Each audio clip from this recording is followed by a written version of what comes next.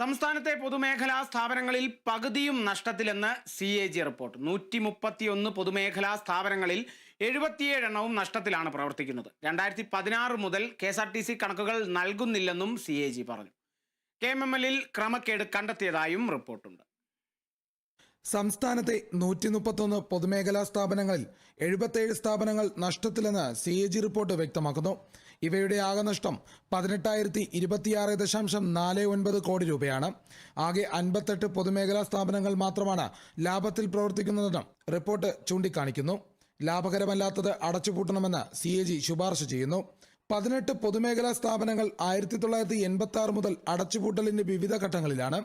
ഇവ അടച്ചുപൂട്ടാനുള്ള നടപടികൾ ഊർജിതമാക്കണമെന്നും ശുപാർശ ചെയ്യുന്നു.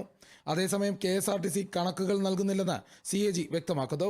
2016 ശേഷം KSRTC ഓഡിറ്റിന് രേഖകൾ നൽകിയിട്ടില്ല എന്ന് റിപ്പോർട്ട് പറയുന്നു. അതോടൊപ്പം KMML ക്രമക്കേട് കണ്ടെത്തിയതായും CAG റിപ്പോർട്ട് വ്യക്തമാക്കുന്നു. അസംസ്കൃത വസ്തുക്കൾ വാങ്ങുന്നതിൽ മാനദണ്ഡങ്ങൾ പാലിച്ചില്ല എന്നും യോഗ്യതയില്ലാത്തവർക്ക് കരാർ നൽകിയെന്നും കണ്ടെത്തി. ആകെ 23.17 കോടി രൂപയുടെ നഷ്ടം വരുത്തിയെന്നും റിപ്പോർട്ട് ചൂണ്ടിക്കാണിക്കുന്നു. വസ്തുക്കൾ വാങ്ങുന്നതിൽ പൊതു ടെൻഡർ വിളിക്കണമെന്നും ശുപാർശയുണ്ട്. Kerala vision news, Thiruvananthapuram.